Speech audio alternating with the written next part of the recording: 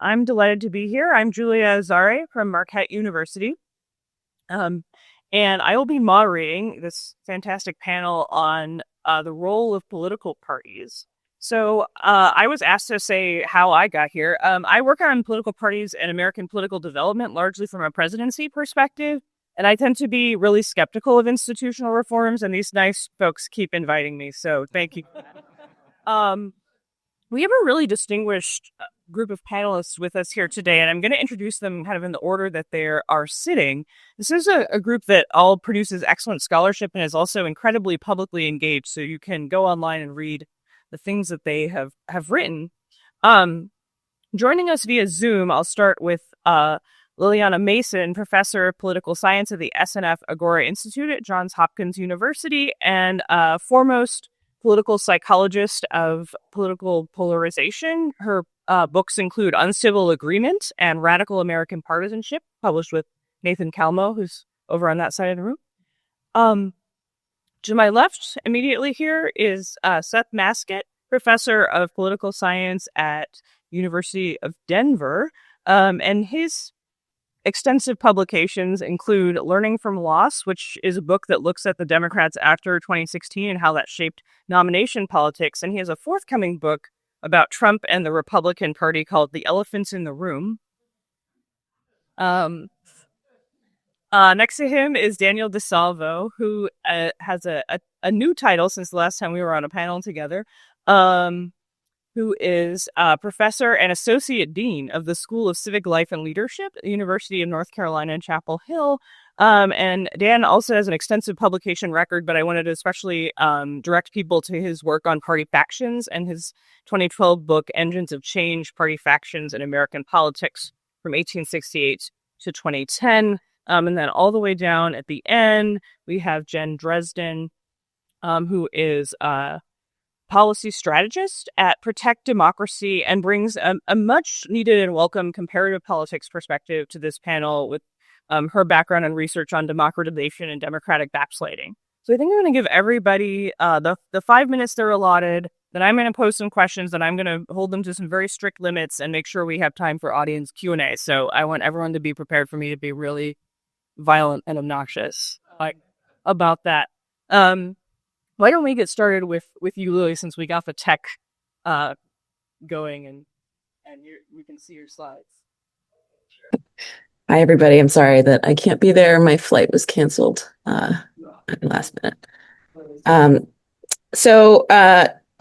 think I'm here to do a very kind of broad idea about what parties are for and how they relate to our sort of psychological orientations. The first thing that I'm going to say is that basically we think about parties as ideally working this way, where they have two different sets of policies, and we decide which set of policies we like the best, and then we vote for the party that has the policies we like the best. But most of my own and others' research has actually shown that the divide between the parties is more about who is in the parties, and therefore the partisan divide is really pitting different types of people against each other. So we know, for example, that white evangelicals are overwhelmingly Republican, white non-college men are Republican, rural South, etc. White college women are more Democratic. Millennial women are Democrats, religiously unaffiliated. And so what our two-party system does is it pits these different social groups against each other, which makes it harder to sort of find areas of compromise and common ground. Rather than talking about what the marginal tax rate should be, we're talking about which groups of people win in American politics and have power. And in fact, you probably can't see this, but in fact, we tend to think about politics this way. This is from an Aller and Sood article, where basically the blue dots, if you can see them, are the true composition of these groups for each party. The red dots are what we, on average, think the percentage of this group in the party is. So the top line is union members. The true percentage of Democrats who are union members is around 10%, but we estimate on average that it's around 40%.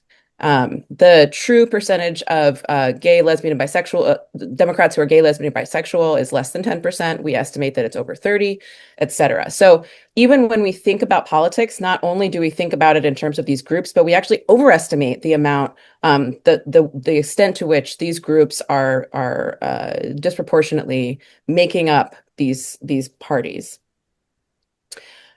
The other thing that they found in that article is that the more interested you are in political news, the more you overestimate these things. So the even more you think about the parties in terms of who is in the party, who makes up the party, rather than it's sort of like so you have more incorrect ideas the more you actually know about politics, which is a finding that we've seen in other studies as well. And one thing that we know about having a strong partisan identity is that it biases our perceptions of the world. And so this is just an example. Usually consumer sentiment is actually it's better understood as a proxy for partisanship. When Democrats are in control, we see Democrats are believe in the economy more. On the day that a Republican takes control, our economic perceptions switch, and we see Republicans think the economy is doing better, Democrats think it's doing worse. So even in terms of our ability to sort of judge objective economic reality, that tends to be largely determined by which party we are and which party is in power. And this is, I think, a general indicator that not only are we thinking about our parties as sort of group-based entities and identity-based entities, but that identification is able to bias our perceptions. One thing that we know from comparative politics is that when our identities become deeply aligned with our political differences, the chances of society sort of falling apart and falling into violence are much higher. So in other countries, when the partisan divide is aligned along ethnic or religious cleavages, the chance of civil war is 12 times higher. And then you definitely can't see this, but the bottom left panel there is the United States, and it's the level of affective polarization. So how much Democrats and Republicans dislike one another from 1960 to 2020, compared with a lot of other countries who have different political systems and different sort of party systems than the U.S. Has. The U.S. is really a lot of other countries have largely two parties, but specifically because of our primary system, the U.S. is really stuck in this two-party situation, which makes our sense of winning and losing, us versus them, whether we feel like we are able to compromise with people on the other side, all of that becomes much more existential when you have a solely two-party system. But in other places, so for example, in the UK, when a divide goes, sort of reorients a society into a two-part divide, like, for example, during Brexit, Sarah Hobalt and her colleagues found actually that people were much more biased against their Brexit opponents because it really, more than the parties, the Brexit decision divided the UK into us versus them much more neatly. And what they found was that there was more bias against people on the other side of the Brexit divide than there was even in terms of political parties. So when a society is divided along a sort of one side versus the other zero-sum divide, it does seem to have a lot more animosity and include a lot more bias against our partisan opponents. And that's part of the reason why the U.S. is in sort of a worse position in terms of partisan animosity, and in terms of the amount of political intransigence and political prejudice that we're seeing in our party system. I'll stop there.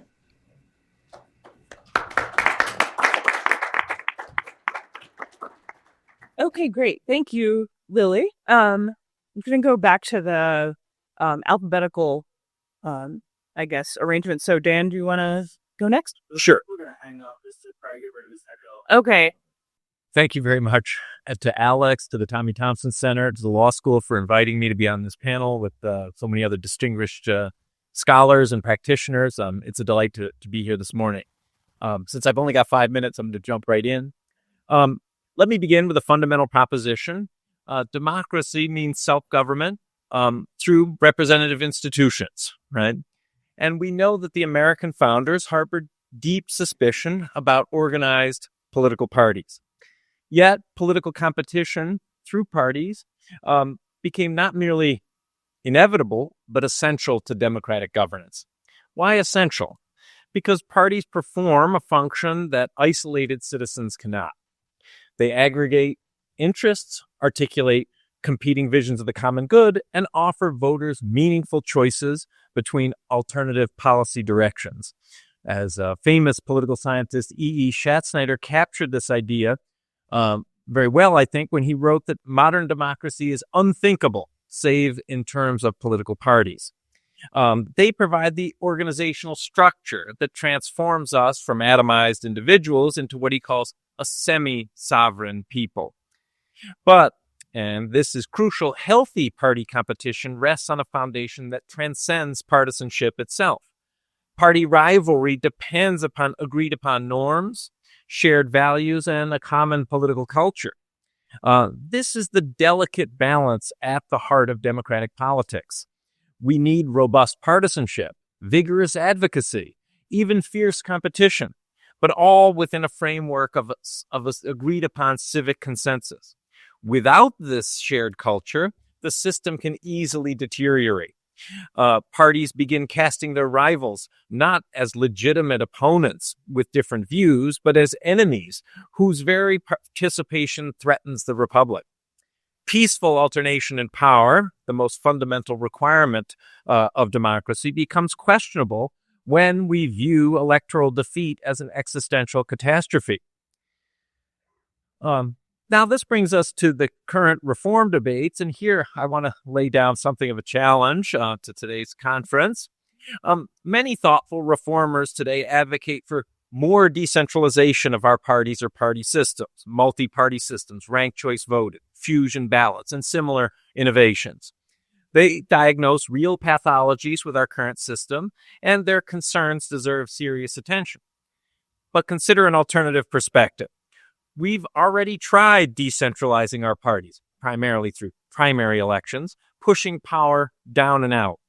Meanwhile, the structural features of American politics, single-member districts combined with first-past-the-post voting, powerfully constrain our options. These features reliably produce two large, relatively undisciplined parties. If anything, then, we should be pushing for more centralization, wanting stronger, more hierarchical party structures with greater discipline. But here's another intriguing possibility. The very weakness of American parties, their lack of ideological coherence, their internal diversity, may actually be a strength in disguise. Historically, intra-party factions have achieved many of the goals that multi-party advocates seek. These factions provided voters with real choices and drove significant policy change, all without requiring wholesale systemic transformation. Moreover, our system has something of a built-in advantage. It requires cross-factional, cross-party negotiation, often producing compromise policies that reflect broad societal agreement. Yes, accountability becomes more complex, but the alternative, rigid party discipline and polarized opposition, brings dangers we're experiencing acutely today. Take fusion voting, for instance, a reform that sounds appealing in theory, but creates perverse dynamics in practice. I've spent most of my adult life in New York, and New York City in particular, and long experience with fusion voting illustrates the problem. I'm looking at my time, and I realize I don't have to go all into this, but just consider Kathy Hochul's recent endorsement of Democratic Socialist Zoran Mandani's for New York City mayor, which has been widely interpreted as a preemptive move to prevent the Working Families Party from running a candidate to her left in next year's gubernatorial race, which would probably transform the Republican chances of defeating her from remote to competitive. This isn't healthy democratic competition. It's a sort of strategic manipulation that distorts rather than clarifies ballot access. So the diagnosis of our current moment is itself paradoxical. Our parties are simultaneously too strong and too weak, too strong in generating the tribal loyalties Professor Mason discussed, and existential political rhetoric about opponents, too weak in their capacity to govern, to enforce meaningful agreements, and to negotiate differences. But rather than pursuing wholesale reform for the multi-party system, changes that would face enormous practical obstacles and uncertain benefits, perhaps what we should revitalize what has historically worked: robust factional competition within broad party coalitions. I'll leave it there. Thank you.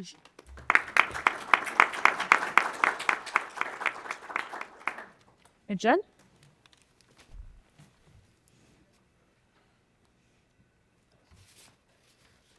Well, once one speaker uses the podium, I think we all have to now. So I'd like to begin by thanking the organizers for putting together this day of really thought-provoking and important conversation. I am going to lean in a little bit to what Julia noted, which is that I am the token comparativist on the panel. So if you'll indulge me, I would like to sort of operate from that perspective a little bit. So we've heard a little bit so far today about the ways in which political parties are essential for contributing to the sort of affirmative building blocks of healthy democracy, right? Aggregating interests, creating coalitions, governing. But what I would like to talk a little bit about today is the important defensive role that political parties can play when it comes to questions of democracy. So yes, they are important to contributing to healthy democratic practice, but the two options are not only healthy democracy and dysfunctional democracy. Authoritarianism is also a thing that exists in the world. And when we look historically in the United States and comparatively around the world, there are many cases in which political parties have a really important role to play as the first line of defense against would-be authoritarians. And this is because one of the places in which that shared set of democratic norms and political culture gets preserved among political leaders is within parties, and they have the ability to constrain themselves in that way.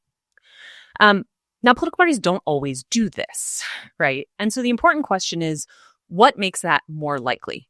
Under what conditions is it more likely that political parties can actually and will actually play this defensive role in choosing to prioritize the democratic system, democratic norms, and the key building blocks like respect for the rule of law?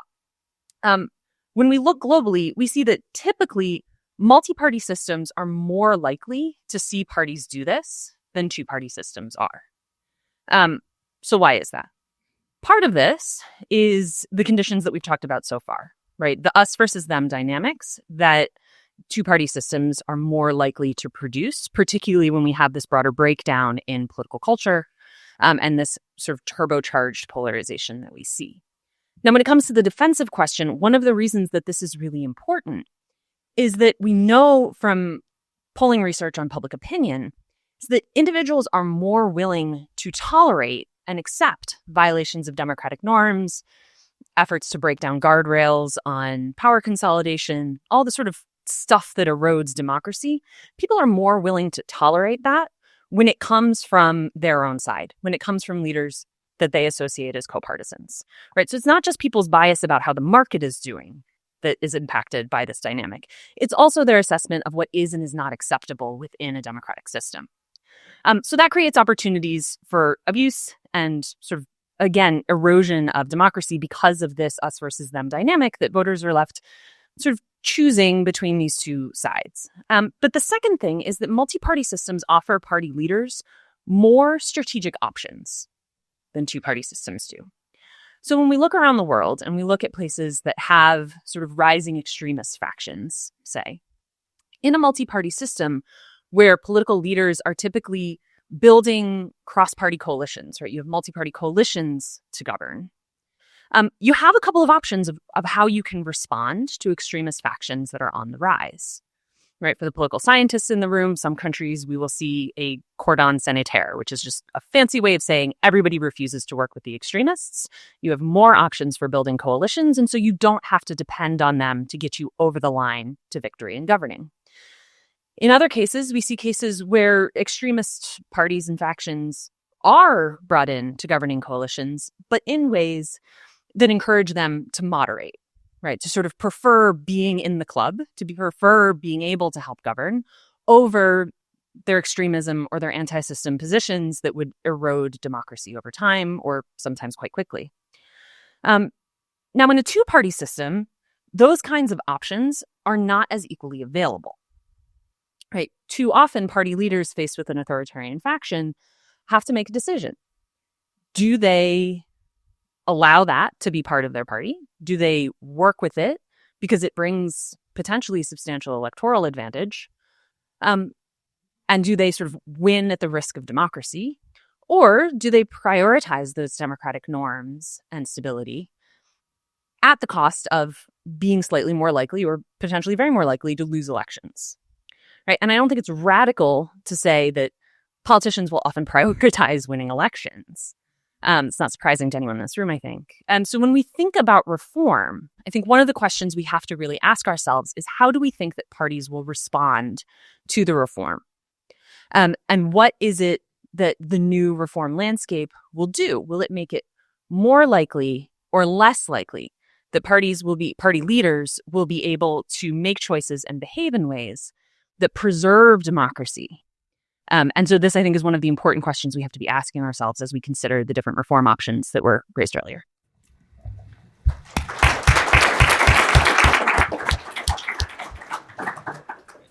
Seth?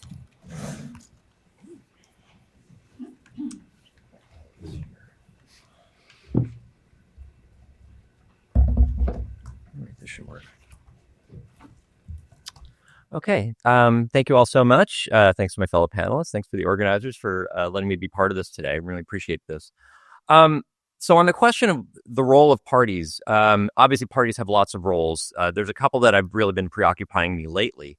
And this overlaps somewhat with what Dan had said, focusing on some of the work from E. Schattschneider back in the 1940s.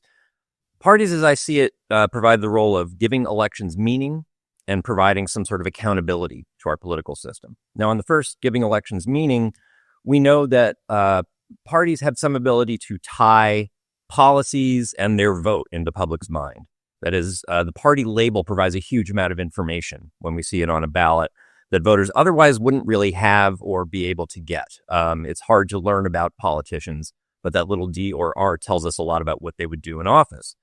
And this is a way for voters to be involved and to understand.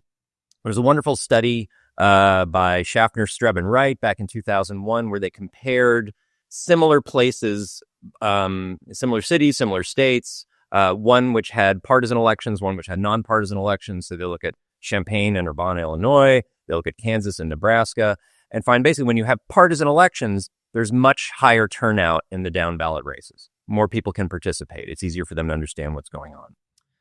On the question of accountability, I think as we're increasingly finding, there's not a ton of tools for accountability in our political system. But one of them is still voters in elections. Voters are not great at following individual politicians, but they do have a sense about political parties. In theory, if voters are unhappy with the way things are going in their state or their country, they know that they can throw that party out of power and get something very different as a result. That's useful. This approach was very relevant for my first book, No Middle Ground. It came out in 2009. That's centered actually on a form of fusion primaries that existed in California in the first half of the 20th century. That form was called cross-filing. Now, this is a kind of a distinct style here. Under cross-filing, candidates for office could run in as many primaries as they wanted to. They didn't need the party's permission to do that. So what would typically happen is an incumbent would run in the Democratic primary and the Republican primary and the Socialist and the Progressive primary. And typically the incumbent would win all of those contests because they were the only one anyone had to recognize their name. And so on the general election ballot, they would be the only name on the general election ballot with some weird hybridized party label next to them. In 1942, Earl Warren was both the Democratic and Republican nominee for governor in California. Now, as you can imagine, what this caused was a complete collapse of partisanship in the state legislature. Basically, no one knew which party anyone was. No one was really accountable to anyone. The state ended up being dominated by kind of this moderately right, business-friendly coalition and major lobbyists from the railroads, banks, and oil companies. It was actually like a very corrupt era in California history. It was labor unions that pushed for the end of cross-filing, figuring that that would help make the state more partisan and also somewhat more Democratic leaning. And that actually did become, that sort of rapidly changed in the 1950s. This was interestingly, roughly the same time that Schattschneider was working on this APSA report in 1950, recommending stronger, more principled, more distinct parties. So there's like, as I'm writing this and doing this research, I'm like a sort of a crappy version of Schattschneider trying to say, yeah, it would be great to have more distinct things. And what happens in this journey is like, yes, we're coming out of the 1950s, 1960s, parties are becoming stronger and more distinct. Then we get to around the 1990s, 2000s, and people start saying, that's enough. We're good now. Stop polarizing. And it just keeps going. So today we're kind of at the other end of that problem, where the system, the electorate, have become so partisan that accountability is again dead. Basically, no one will ever cross party lines to vote against their party. So through this whole discussion, I've been, I guess I would describe myself as fusion curious. That is, like, part of the problem with California's system is that candidates did not need the party's permission to win a nomination. In other fusion systems, like in New York's, that can be different. And where you need permission, that can actually provide more information to voters. A liberal/Republican is different from a Republican, and that can be helpful. I'm interested basically in a system where parties can impose some accountability and where parties are polarized enough to give elections meaning, but not so polarized as to paralyze the whole system. Thank you.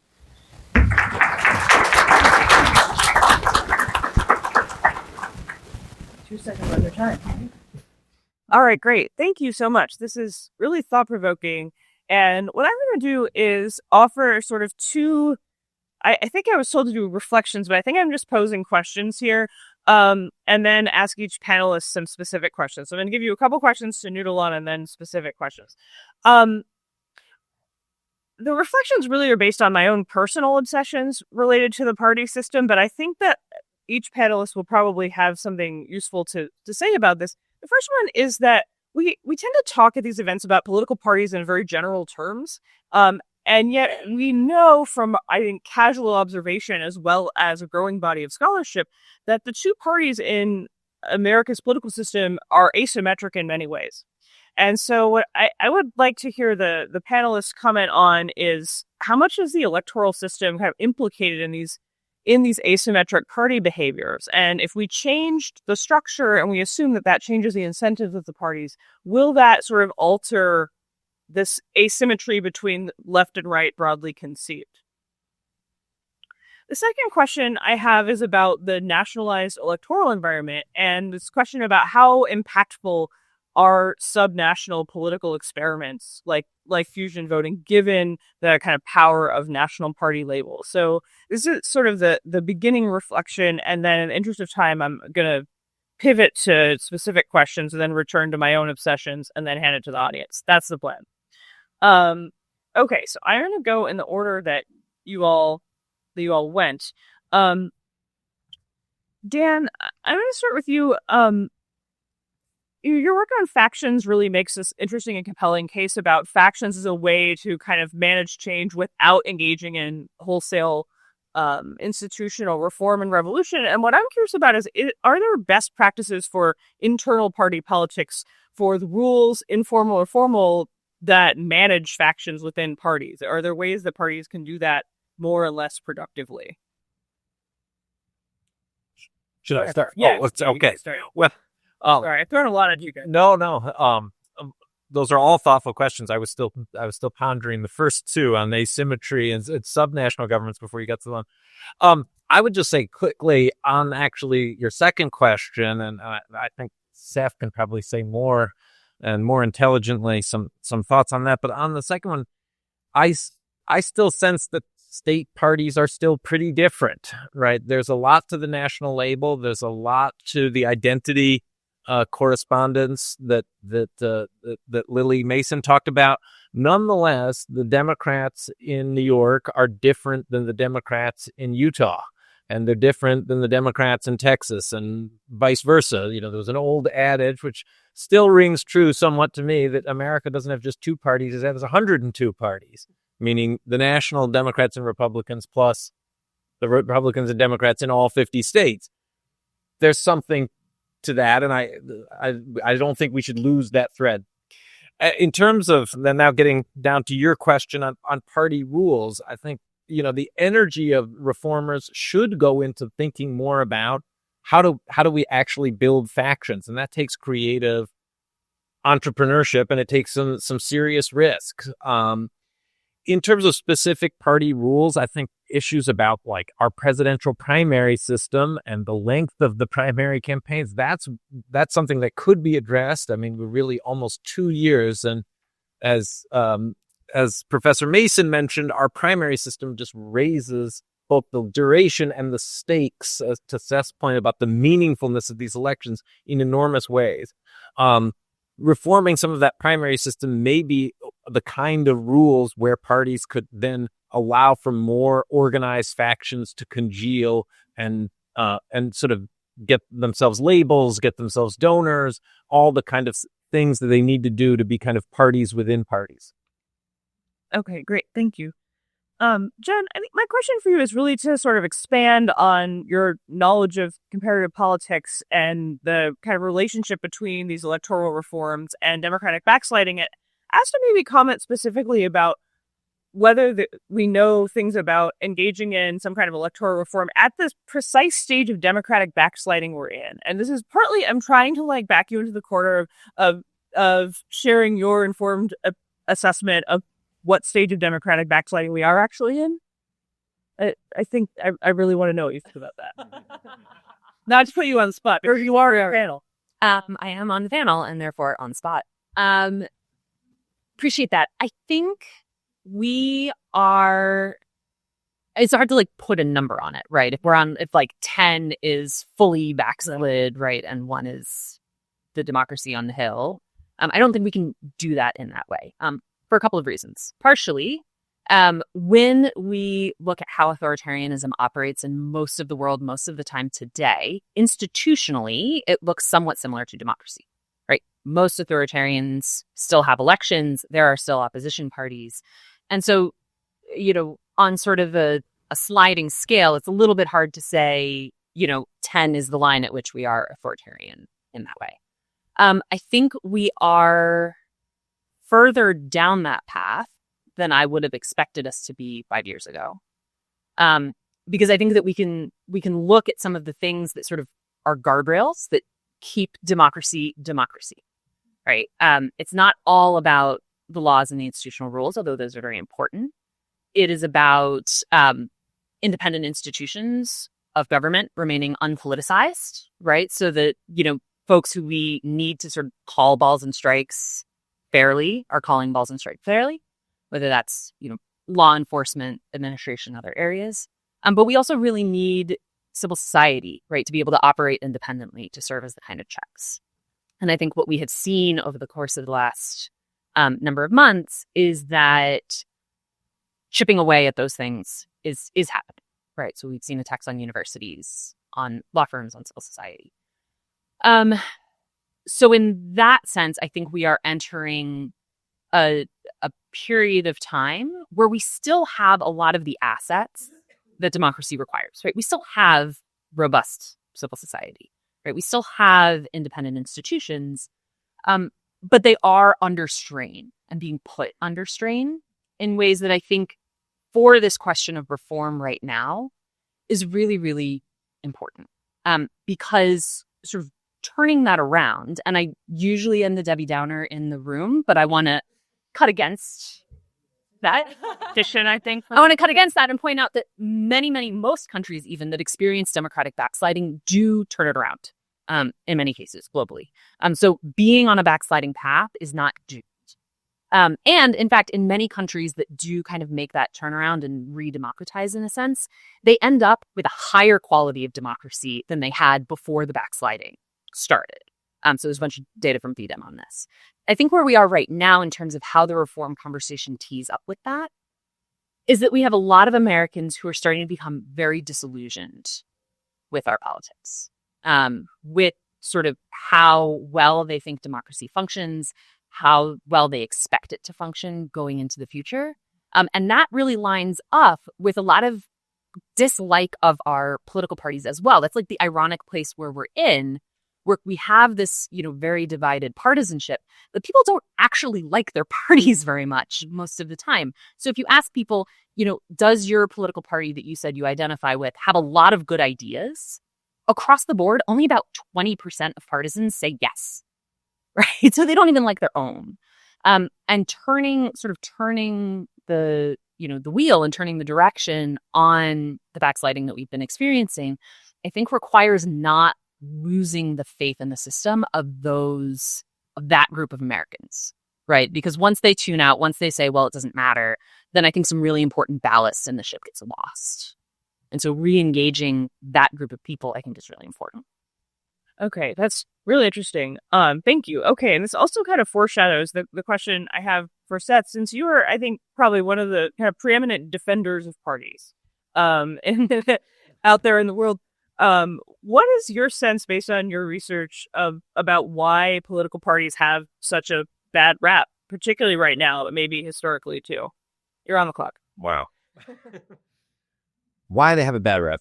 I want to address one of your earlier questions for the whole panel, where you're talking about, I think, local and state innovation in parties and whether that matters. And I tend to be very supportive of that. And I think a lot of ideas that have been adopted at the national level often start at the state or local level.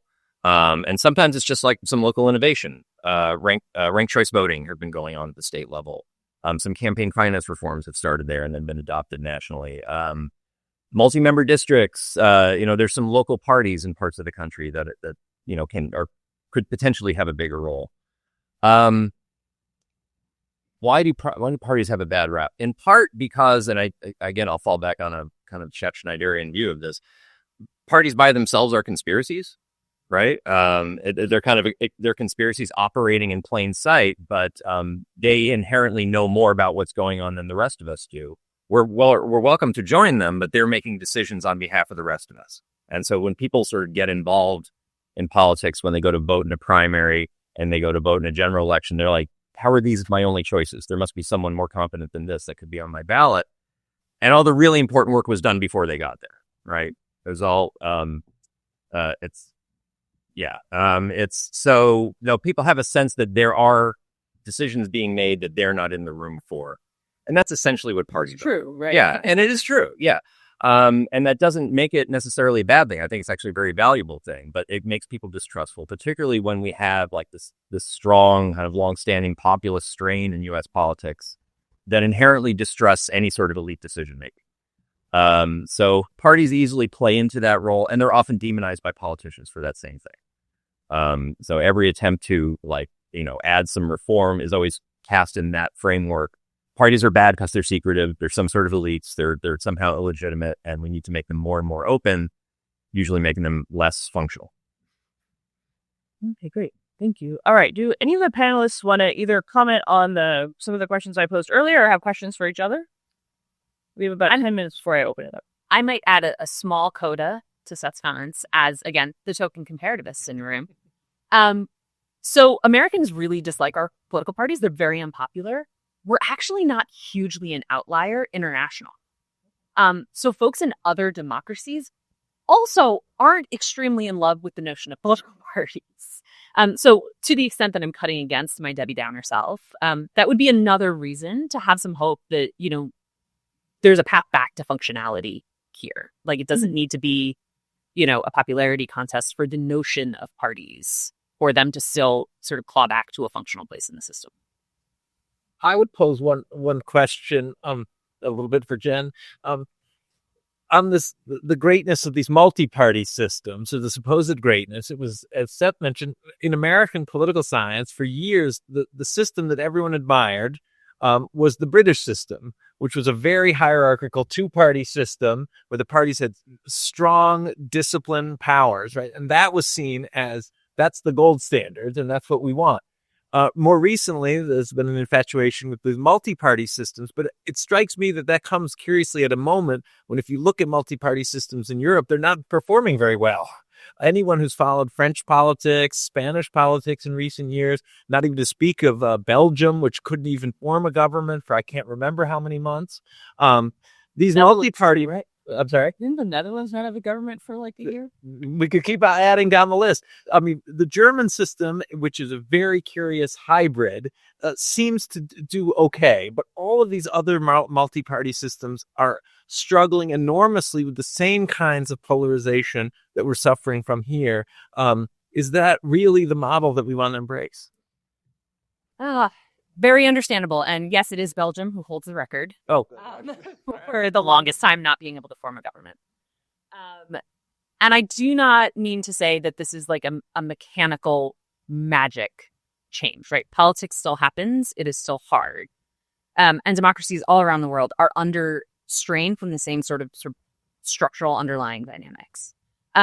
Where I think the difference is in these multi-party systems is that, and in the United States, where I think the difference is I think the sort of friction against worst case scenarios that I mentioned before, I think that friction is more available in multi-party systems. So they are not efficient, right? They are not hierarchical and organized in the way that sort of the vision of British politics in the 1950s was. But also, democracy is messy. We have a gigantic country that is extremely diverse, has a huge diversity of viewpoints and preferences, regionally, demographically, what have you. And in the place where we are right now, getting our two-party system back to effectively represent that in ways that people feel authentically engaged, that cuts against that sort of disillusionment.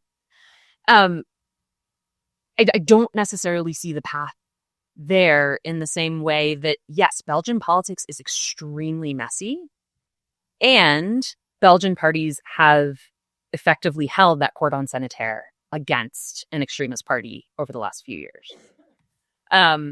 So I agree, it is not perfect and it is messy, but I would prefer compromise-oriented messiness that's sort of out in the open and people see the coalitions forming in ways that are at least minimally legible over sort of the vulnerability and risk of, being, if an authoritarian faction can take over one party, they can take over politics, right? In a sense. So I agree and I disagree. And that Well, can I just add something here, onto what Dan was saying? I mean, what you were presenting before talks about, in some ways, the virtues of factionalism within the U.S. party system, that can in some ways act like a messier multi-party system, in which compromise faction is part of that messiness, but functionality. And of course, we had a much more, robust version of that when there was basically a major white supremacist faction in the Democratic Party. There should be a way to do this without that, right? There should be sort of embrace the ideological and racial diversity in this country without that having to be one of the factions. I don't know how to get there, but yeah. No, nor do I. And it's just, that's the other curious thing of this is just, we sort of take, or many people sort of take the default setting of American politics as not polarized parties, because they look back, say, like to the 1970s, and they say, well, there's all this, kind of consensus, because you have liberal Republicans and conservative Democrats. Of course, the Democrats are still have the party of segregation, right? So you have all these overlapping factions, which yields, congressional behavior that looks not polarized. But it could easily be submitted that, in fact, polarized parties are really the default setting of our system, and much more than that. And that's a kind of historical anomaly. The kind of post-war American politics is anomalous in many ways, but the current baby boom generation, that's what they grew up with. So that's what they take as the normal standard. That's what American politics should look like. I think the sort of time period that you put on that is really interesting because, fusion's in the title. And one thing that I'm curious as to your thoughts on is, up until the early part of the 1900s, right? Up until 1910, 1920, fusion is available in most of the country. And when I look at the history of that period, I see fusion parties in some key instances as sort of providing the avenue for folks who are boxed out of that polarized two-party system, of providing a way for them to sort of be engaged when a polarized two-party system with localized partisan dominance, right, as we see regionally during that period, kind of creates a path to like functionality for the system in that way. But I'm curious whether you have a different read on that system and that sort of era. Well, I think Seth would know much more about these, especially at the state and local level in the early 20th century than I would. I'm not sure I'm getting the question. I want to make sure I understand. Like, basically, in a polarized two-party system, there's always going to be people who are boxed out by that, right? You don't fit. And up until, say, 1920-ish, in most states, fusion was an option for folks who felt boxed out by those two parties because polarization made joining one unthinkable and the other wasn't listening to them. So I'm just curious whether you see that dynamic as having been historically kind of like a safety valve for some of these challenges. Possibly. And one of the interesting areas at that point is that I'm just like thinking of California elections in that period, to some extent nationally. Late 1800s, early 1900s, there were a ton of small parties. Like lots of people who were like grumpy about the current system, like forming another small party was seen as an avenue to do that. And they didn't usually last all that long. They sometimes formed coalitions with the major parties. But they were like something that the major parties had to deal with. Republicans had to deal with progressivism in some ways. And at some point that maybe it's just because change in electoral systems that made just the current two-party system much more rigid. Maybe just the smaller parties fell out of favor because they were never really, after the progressive movement, they never really did all that much successfully. But that, I think that was at least some kind of an outlet. It also was there was also kind of a violent time in U.S. politics too. I mean, there was anarchism coming in and other things. So I don't know how great an outlet it was. I'd actually be curious to hear if Julie had thoughts on this. I do have thoughts on this, and I'm going to take moderate prerogative to say them and then open it up for audience Q&A. And I'm embarrassingly forgetting the name of the book that I want to reference. It's by Elizabeth Clemens, and it's about this era and kind of about reform, but also about the way that electoral reforms, the development of parties was related to. That's being telling. That's the phone telling me to shut up and turn it over to the audience. I'll be brief. But it's about all the people who were excluded at this time, and so I think I have sort of two reactions to this, and one I'm confident in, and one is the book that I'm pretty sure I'll never write, but I'll like think about writing for my whole life. And one is that I think that the story of political exclusion in the period you're talking about, or really up until the 1960s, is not a story of two-party duopoly. It's a story of all the different groups that aren't included, that are formally not included. And I think that the development of these other parties and the movements that they were related to is connected to the way women had to organize politically out of the system. That's the topic of this Elizabeth Clemens book that I didn't anticipate talking about and can't remember the name of. And thank you, The People's Lobby. I knew someone would remember. Yeah, so that's the book that has sort of the answers to these questions. But I think the thing that I don't know and that I'm sort of curious to try to explore more on is that actually the story of the rhetoric of anti-partyism. And like, where did this term about two-party duopoly? We often hear people talk about being politically homeless. I feel like that's a phrase I hear a lot. I want to know where that came from. When did people first start talking about it? And pretty far back. I think I've seen references to it going as far back as the 50s. But like George Washington, the first politically homeless? Maybe, yeah. But like the idea that a party should be your home, like I really want someone who's better versed in kind of communication scholarship than me to think about that.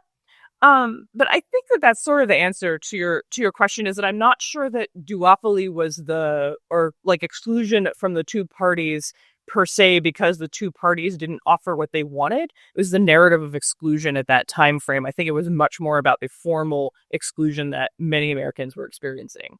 Okay, so with that, we're going to open it up for audience Q&A. And I guess, am I to manage audience Q&A? All right, I'm going to do a Q here. Yeah. I will do my best to do that. All right, here in the front, go for it. If we were to have a national fusion voting system, how would that affect the Electoral College, and would that get big money out of politics? Okay, so the question is, if we were to have a national fusion system, how would that affect the Electoral College, and would that get big money out of politics? We have a couple of questions, so maybe one person want to be the point person on this for the moment. Oh, I could say a Dan. quick word on that one. Elections are mostly run by states, so it's not clear that you could have a national law that would dictate the ballot system of individual states. So this is, again, an artifact of American federalism. Okay, yeah, so not likely we'll get national fusion. Anyone else want to weigh in on that, Jen? I would just offer on that New York and Connecticut currently use fusion, and the system does not sort of cause friction or run afoul of the Electoral College system. So in some ways, I think these are like slightly separate reform questions. Like they can operate together because, again, yes, state level. The one thing I would just add about fusion is that because the currency of fusion is votes, right? A smaller party's influence on an elected official is how many actual votes they brought to the table. I don't feel well enough versed in the conversation about reforming money in politics, but I would offer that I think that's a different, as the kids say, sort of a different vibe in a sense, where I think it brings a new factor to the table in terms of where influence comes from. The ability to actually mobilize voters and speak to them is an important piece of it. Julia, I'm sorry to interrupt. Can I say something just quick? Please. It's direct enough point. I actually directed a campaign to win public financing elections in New York State, and it was absolutely because the Working Families Party prioritized it over a decade, lined up a majority of the Assembly, the Senate, and the governor to say that they supported it and enabled a successful campaign. So in my example of United Wisconsin Party, if they were to say they stood for public financing elections, over time they're interviewing candidates, they're saying that those candidates say they support, then they give them the cross-nomination. That's how these parties can build power, and it could lead to any policy. So it's not just public finance, but there is actually an example where it did lead to reform money politics. Okay, great. Thank you. All right, next question. I see someone in the back there. Stridford. I'll stand up. Given the backslide to authoritarianism that we currently are under, is it better to have fusion voting, or is fusion voting a better alternative than a new political party, say like Indivisible? Okay, so the question is fusion voting a better alternative to a new emerging political party such as Indivisible? Anyone want to speak to that? I mean, You should go for it. I'm trying to think if there's which is the better approach, but potentially smaller parties like Indivisible or something that doesn't currently exist. I tend to think the way out of the current system, if plausible, would be for, there to be like a rump group of Republicans that forms kind of an anti-democratic decline coalition, and they wouldn't necessarily do it with the Democrats. Right, but they might do it with a smaller conservative, like small C conservative party, that and that to the point where like it's unclear what the outcome of elections will be. But yeah, again, how to make that happen across 50 states, I'm not sure. Right, yeah, the national coordination problem I think is a big one. Happens, but Yeah, Dan. The answer to this question is, unfortunately, Indivisible, if they form a party, they can't make water run uphill any faster than the rest of us. They will be stuck in the wasted vote spoiler box. The leaders of Indivisible, who I know quite well, are well aware of this, which is why what they'll do in the short term is they'll run primary challengers in the Democratic primary, because that's what they want to do, just as MAGA runs and dominates primaries in the Republican Party. Until you get rid of the single-member district first past the post two-party system, minor parties are a fool's errand, no matter how well-meaning and hardworking they are.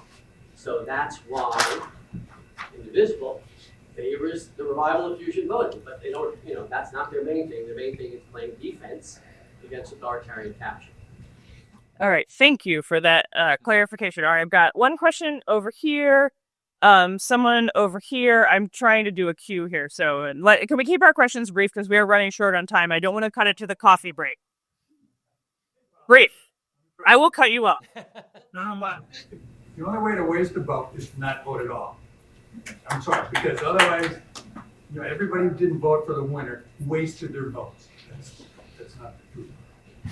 One of the things that happened in Wisconsin. Question. Do you have a question? Yes, I do.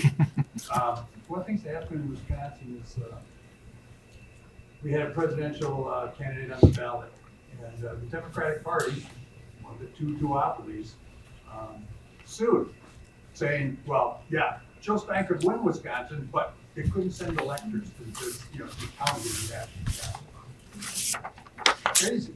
I believe in diversity, and you guys are part of the political force. And I don't think Fusion is promoting diversity. I think that's important to prevent things like authoritarianism. You get a party who believes that what's best for the party is best for the country, rather than what's best for the country is going to determine which party wins. Okay, so still not a question. Yep. Comment on that. I was hoping that somebody could contrast and compare rank voting with fusion voting. Okay, so comparing and contrasting ranked voting versus fusion voting. Comparativeness?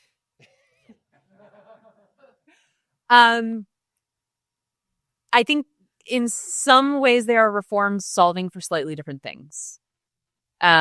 Fusion voting as a reform is very oriented towards creating space for new parties in our sort of single member district first past the post system that is sort of necessarily, in the way it's developed, a sort of candidate oriented system.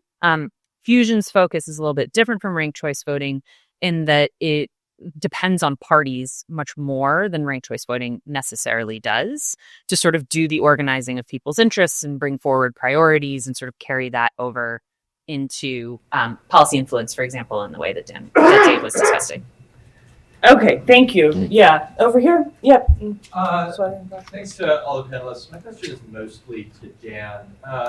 So if I understood you correctly, you were opposing internal party discipline to a multi-party system and treating those as sort of like a trade-off.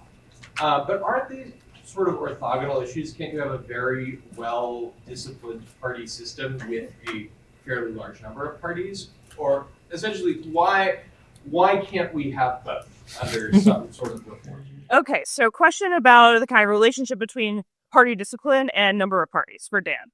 Sure. I mean, you can certainly have a multi-party system with strong discipline inside each individual party. I think a couple just clarifying points about that. So maybe we're in agreement on that.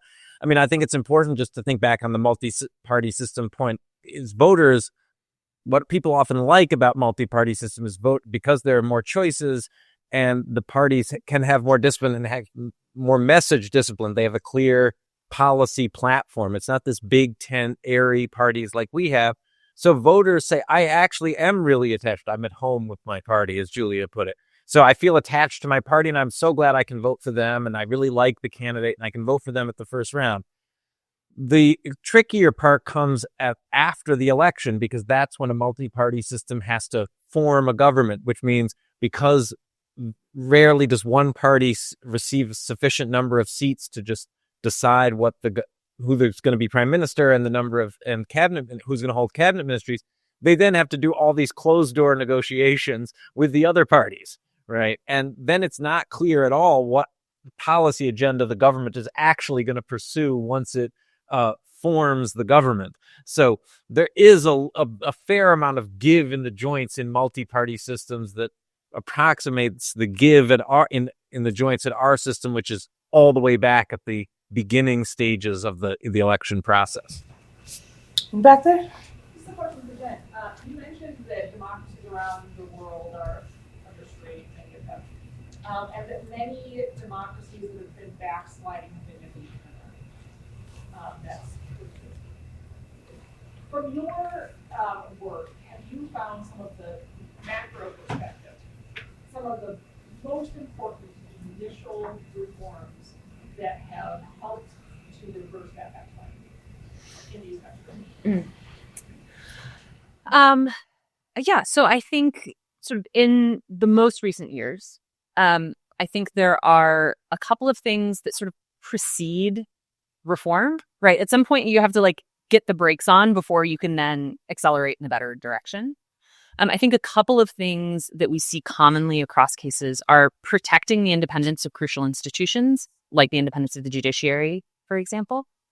And then secondly, countries that turn it around typically see very broad and inclusive sort of pro-democracy coalitions, right? So those who are advocating for and standing up for the health of democracy as a system are not limited to sort of just one corner. They're able to maintain that really inclusive form. And so rather than say it starts with reform and then you can get to that, I think you actually have to start there. And then it is important, I think, to open up these questions about reform of, okay, how do we not be in this position again? Okay, great. Thank you. We got one. We have time for only one more question in the back. You've been waiting. Brief and a question. Back to ranked choice. Why not both ranked choice and fusion voting? Second part, why am I at the fusion voting conference and not at a ranked choice conference? Okay, so why not both ranked choice and fusion, and why at fusion and not a ranked choice voting conference? I'm pretty sure that some of us have been to one of those. Yeah. I apologize you were invited. Anybody else? You can have both. We had fun with that. The ballot design gets funky. Yeah. So I think why not both? I think is not a question of principle necessarily. It's execution. I think in a lot of ways, the ballot design on how you would have ranking and then multiple ballot lines for candidates. I mean, I am not a ballot design expert, but people who are smarter than me tell me that gets quite complicated. So I think it's a technical answer principally. Okay, great. Anyone want the last word? Otherwise, it's time for a coffee break. Okay, thank you so much. I know we had so many good questions. Thank you, Julia. Thank you, Julia.